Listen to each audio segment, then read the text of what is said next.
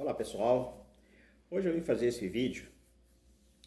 Esse vídeo é mais uma resposta ao Facebook, que toda vez que eu abro meu notebook, eu abro meu celular e está lá escrito: o que você está pensando? Eu pensando nisso que eles estavam me perguntando, eu comecei a refletir.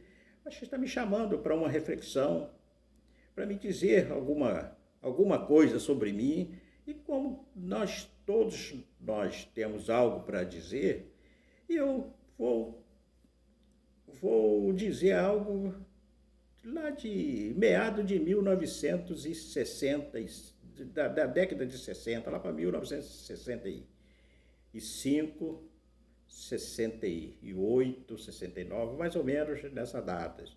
Então, a partir de hoje, eu vou começar a dizer algumas coisas em resposta ao Facebook, que me pergunta, e sempre que eu estou lá, eu leio lá para ver o que eu estou perguntando, mas não vai ser assim umas datas cronológicas, na hora vai ser, hoje eu estou lá de 1965, mais ou menos, na década de 60, 65, 66, mas sempre quando eu dizer, não vai ser em uma ordem cronológica. Então, o que eu quero dizer é o seguinte: lá no meado da década de 60, eu fui engraxate. E como engraxate, a gente tem uma visão geral das pessoas, por alguns anos eu fui engraxate, tem uma visão geral das pessoas e você começa a refletir. E muitas outras coisas depois que passa, você começa a refletir: por que é isso, por que aconteceu isso, por que é isso e aquilo.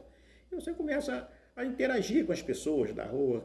Às vezes a gente, por ser um simples engraxate, já senta aquelas pessoas lá, na época, o cromo alemão, vinha aqueles fazendeiros com aquelas botas todas sujas que a gente gostava de engraxar aquelas botas, porque ela equivaleria mais uns 3 ou 4 pares de sapato, porque além dela estar suja de barro e ela é maior, entendeu? E a gente cobrava até um pouco mais. Mas como a gente vê a distância que a gente sentia de um engraxate por aquela pessoa que estava lá sentada na cadeira, parecia para outras pessoas uma distância muito grande, porque de situação financeira, de várias outras situações. Mas quando eles sentavam ali naquela cadeira, eu, particularmente, eu me sentia um padre no confeccionário, eu me sentia um psicólogo, às vezes, e me sentia um analista, com aquelas pessoas, porque eles começavam a expor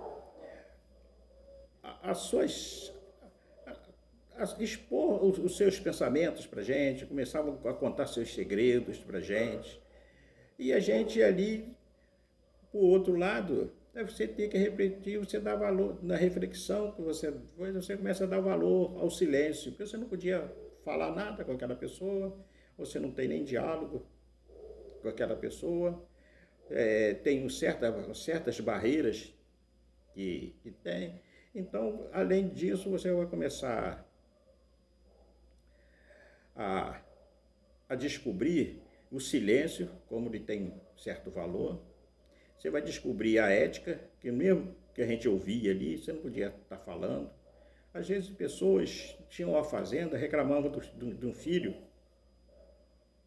Reclamava do filho: pô, eu tenho a fazenda lá, vai perder, vai ficar isso tudo lá, o filho não vai assumir, o filho viajou para o exterior, o filho não sei o quê, o filho casou com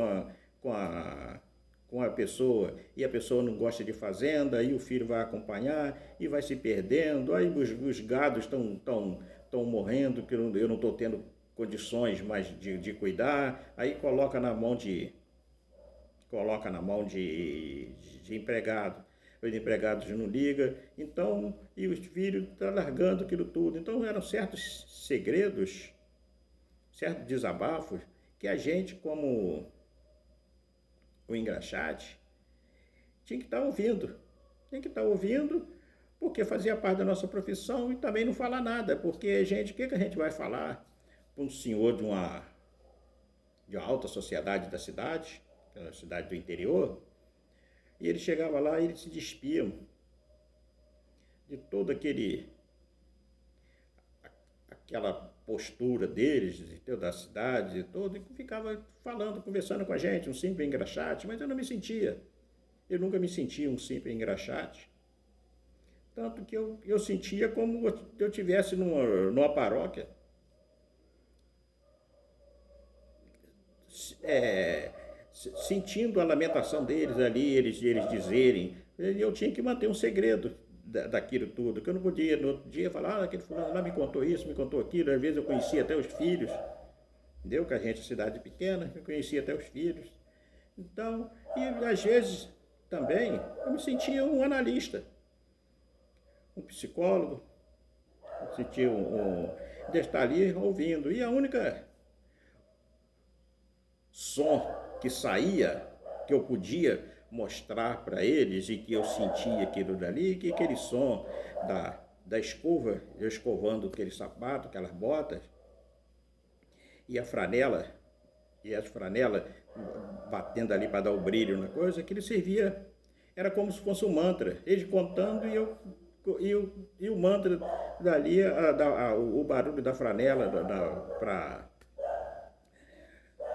no seu sapato, na sua bota, e a escova, escovando, e aquilo dali era como um mantra. Então eu me sentia assim como uma profissão invejável. Para mim era aquela profissão invejável, que eu podia ouvir os segredos daquelas pessoas que era na cidade.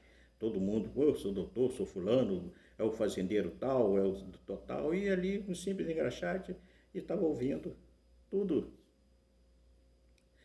todas aquelas lamentações, seriam, em alguns casos eram lamentações, e para outras coisas que a gente ouvia, não só de outras pessoas, que a gente ficava horrorizado de ver o que as pessoas guardam dentro de si e deixa de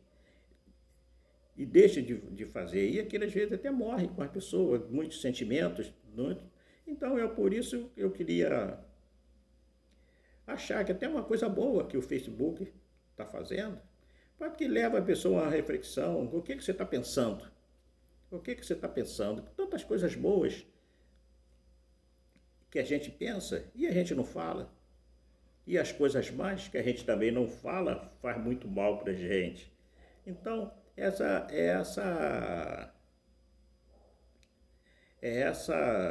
situação.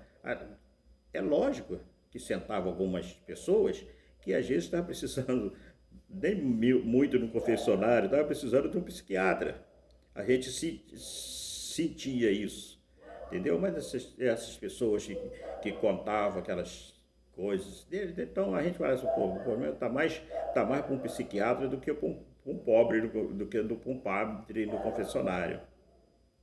Está mais para um analista. Outras coisas era mais um analista que resolvia. Então essas coisas a gente vai aprendendo no dia a dia, como criança, que talvez lá para a década de 60 eu era novo, tinha meus 12 anos, 13 anos, mais ou menos, foi nessa época. E eu queria isso, que eu queria falar para muitas pessoas, que às vezes não é a profissão que é ruim, não existe profissão ruim, não existe, assim como eu te disse, assim, não existe profissão ruim, existe assim, às vezes você não está sabendo se orientar naquela profissão, naquele dia a dia que cada um passa, entendeu? Então eu me sentia muito bem como um simples engraxate, eu me sentia um psicólogo, sendo que o que eu ia falar era simplesmente o barulho da franela e o barulho da escova, que era o mantra, entendeu? Muito obrigado e agradeço o Facebook por ter me despertado